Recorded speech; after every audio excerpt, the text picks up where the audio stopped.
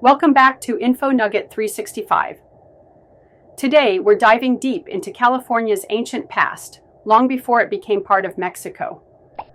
We'll explore the vibrant indigenous cultures that thrived here for thousands of years, and then uncover how the shift to Mexican rule changed everything. Before European or Mexican influences, California was home to over 100 distinct indigenous tribes, each with their own languages, traditions, and deep connections to the land.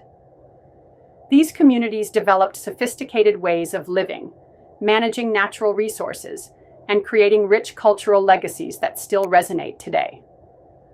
Let's meet some of these remarkable tribes. Chumash. Living along the central and southern coasts, the Chumash were master seafarers, navigating the Pacific in their uniquely crafted plank canoes known as tumals. Olón. In the San Francisco Bay Area, the Olón people built intricate social structures and were renowned for their beautifully woven baskets, reflecting a deep respect for nature. Miwok. Occupying the central valleys and foothills, the Miwok expertly hunted and gathered from a landscape that provided forests, rivers, and open plains. Pomo. In Northern California, the Pomo crafted extraordinary baskets that have become a symbol of their ingenious artistry and cultural depth. Kumeyaay. Near the present-day U.S.-Mexico border, the Kumeyaay maintained traditions closely tied to the land, leaving a lasting imprint on Southern California's cultural fabric. However, the arrival of European powers and later the rise of Mexican rule brought dramatic changes to this ancient way of life.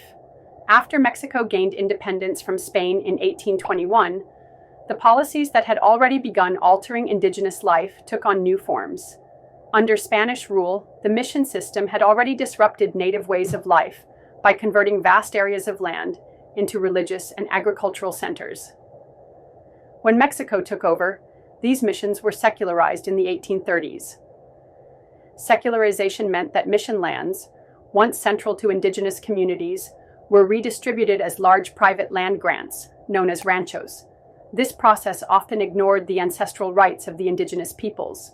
The lands that had nurtured their cultures for millennia were suddenly in the hands of new settlers and ranchers, drastically reducing native territories. This encroachment wasn't just about land. It led to a profound cultural and social upheaval. Indigenous peoples were increasingly displaced from their ancestral homes, forced into unfamiliar ways of life, and left struggling to preserve their languages, traditions,